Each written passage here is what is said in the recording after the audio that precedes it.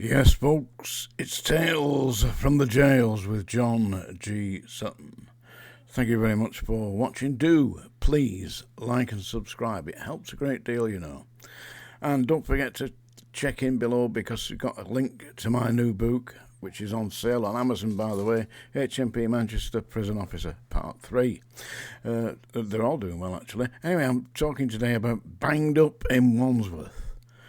And we're not talking about slamming doors here, we're talking about slamming women.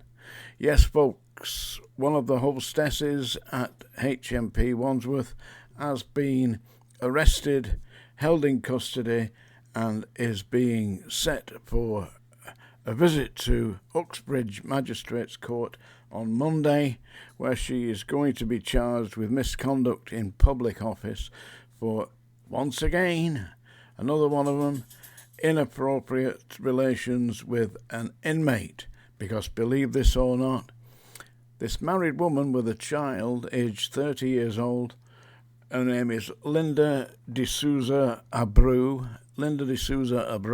aged 30, employed as a prison officer at HMP Wandsworth, was filmed, no doubt on a mobile phone, having sex with an inmate in a cell.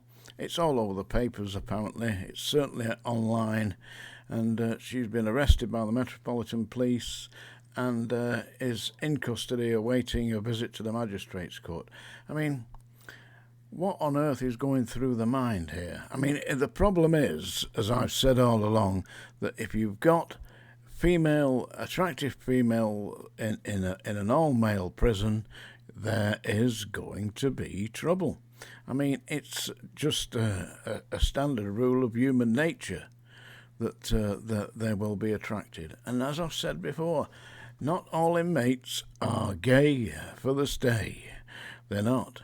So she got herself filmed being slapped up the bum, or whatever it was. This guy apparently told her out, and she's bent over, accepting receipt. Yeah, absolutely. And allowing herself to be filmed. And apparently, I mean, I've got a photograph of her here somewhere. Let me see if I can find it for you. Yeah. Somewhere down here. Yeah, here we are. I've got it. And she's allowed herself to be filmed. And that is her image. I mean, she looks like an attractive lady, don't you think? A reasonably attractive lady. Can you see that? Yeah. I don't know, maybe. Not too good there. There we are. That's it. Mm-hmm. You can see that. Anyway, pictures. I've only got to Google it. Yeah. Linda D'Souza Abreu, aged 30. Looks a little bit Brazilian to me, but could be Maltese. But she got a husband. Imagine opening the paper and seeing a picture of your wife getting shafted by an inmate. The problem is, listen, I said it all along, you can't put female prison officers into a male prison. Whose idea is this? I mean, the basic idea, I believe, is to just save money, because the short of staff in London, and big, strong, able men are not going to go working for the limited amount of money that you could earn plodding the landings of Wandsworth or the Scrubs or Pentonville, when you can go out and get better paid work, which you can. And it's not difficult. London's awash with jobs, especially for big, strong men. So what they're using here, they're using an alternative. They're using females, skirts on, or trousers if they wear them, but they can soon undo them and drop them to the floor, as Linda D'Souza Abreu demonstrated, and had done so on camera. It's there, folks. Banged Up in Wandsworth. That's the title of today's Tales from the Jails. And where will it all end? I know it's going to end. It's not going to end, because more and more, apparently 40% of prison staff are now female. 40%. Where are it going to end? It's going to end up when it's 60-70%, where they virtually all. It'll be like a bloody Roman orgy in there in a bit, which it already is. A Roman orgy with cameras.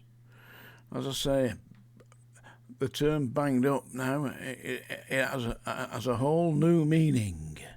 Yeah? So that's today's little rant from Tales from the Jails. Don't forget, on Tuesday of this week coming, Tuesday the 2nd of July, here on Tales from the Jails, 7 p.m, we've got a live broadcast. Let's discuss that then. Talk about the usefulness of having female staff. I mean, I'm working in an early Victorian prison, because it was built in 1851, Wandsworth. Apparently, it's a vermin-infested, overcrowded dungeon, and it's been condemned. But what are our government doing? They're just allowing it to continue, because they've lost the plot. The criminal justice system isn't about rehabilitation. It's a career. People make money out of it. We've got private companies running prisons. Sodexo, a French-owned company, is running Category A prisons. The most dangerous inmates, the terrorists, the murderers, the bombers, the child molesters, all the mess, held in private prisons, run by a foreign nation through a private company. That's what this country is coming to. I mean, I'm not a great advocate of this idea of Nigel Farage's reform, because, and that, by the way, I've got an opinion on that. He was right. It definitely was a setup. I mean, it was just too much of a caricature, the interview that idiot gave, supposedly representing the people in Clacton, saying, what we want to do is get some guns and use the people on the boats for target practice. People just don't talk like that, unless you're a moron and you've been drinking. Anyway, I'm now going to read you a poem. Here we are. I get the light on up there. Yeah, up there. You see, it's a little bit difficult with this, but I can do it now. Yeah, here we are. This is about love and about how it continues. And basically, Sonnet 116 by William Shakespeare. It's read at many weddings. I mean, I have been married 54 years. And to me, my wife just looks the same as she did when we got married. And I do believe that this is absolutely true. Because when you've been married a long time, you don't see the change. You don't see any difference. Anyway, this is my reading of Sonnet 116 by William Shakespeare. Let me not to the marriage of true minds admit impediments. Love is not love which alters when it alteration finds, or bends with the remover to remove. Oh, no, it is an ever-fixed mark that looks on tempests and is never shaken.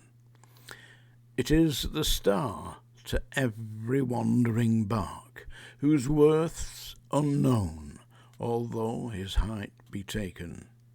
Love's not time's fool, though rosy lips and cheeks within his bending sickle's compass come. Love alters not with his brief hours and weeks, but bears it out even to the edge of doom. If this be error, and upon me proved, I never writ, nor no man ever loved. Sonnet 116 by William Shakespeare. Tales from the Jails with John G. Sutton. Do please, as I say, like and subscribe. And Tuesday, the 2nd of July, here on Tales from the Jails at 7 p.m.